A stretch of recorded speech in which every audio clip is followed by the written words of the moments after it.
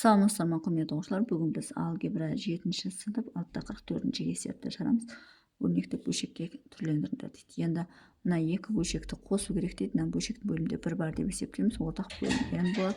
n-ді бірге бөлсек n болады. n-ді n-ге бөлсек 1 болады. Сонда n m-ге бөлсек mn болады, қосу 1 болады.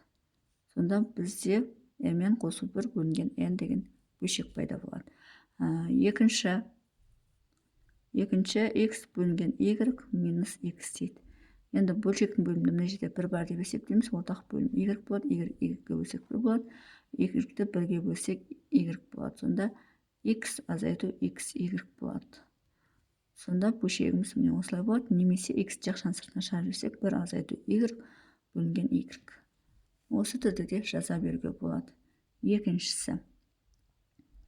Енді үшіншісін шығарамыз. Үшіншісі а квадрат қосу b бөлінген а минус а. Енді мына бөлшектің бөлімінде 1 бар деп есептейміз. А-ны береміз. А-ны а-ға бөлсек 1 болады. А-ны 1-ге бөлсек а болады. Енді мынаны а квадрат плюс b-ның өзі болады. Себебі 1-ге бөлсек өзі шығады. Минус болады. А мен а-ны бөлсек а квадрат болады. Тең. Енді мына алымдағы ұқсас мүшелерді қосамыз. А квадрат пен минус а квадрат жойылады. b бөлінген а болады. Төртінші есепті шығарамыз. Төртінші есеп бізде а азайту аб минус а бөлінген б. Енді мына бөлшектің бөлімінде 1 бар деп есептейміз. Ортақ бөлім б болады. Бірақ б-ны 1-ге бөлсек б болады. Б-ны б-ға бөлсек 1 болады.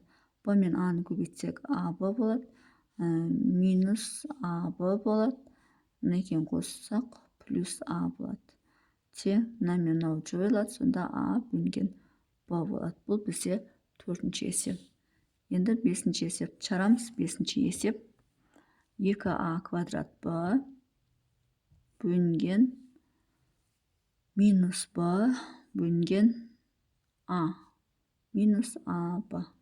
Енді мына бөлшектің бөлімінде 1 бар деп есептейміз. Ортақ бөлімге а береміз. А-ны а-ға бөлеміз 1 болады. А-ны 1-ге бөлеміз. Мұнда а болады. Бірінші 2а квадрат b өз жазылады. Минус b болады. Мына екеуі көбейтіліп минус а квадрат b болады. Енді мына ұқсас мүшелерді қосамыз. 2а квадрат b-дан мынау бізде азайтылып кетеді. А квадрат b-ның өзі болады. Минус b болады. Бөлінген а болады. Немесе b-ны жақшаның сыртына шығарып жіберсек а квадрат минус 1 бөлінген а деп осылай аяқтасақ та болады. Яғни мына екеуінен b-ны жақшаның сыртына шығарып жіберіп, міне осылай аяқтасақ та болады. Енді алтыншы есепті шығарамыз.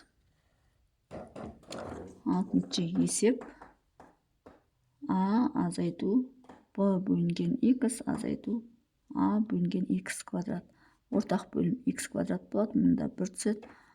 Бір бөлшектің бөлімінде 1 бар деп есептейміз. X квадрат 1-ге бөлсек x квадрат болады. X квадрат x-ке бөлсек x болады. X квадрат x квадратқа бөлсек бізде 1 болады.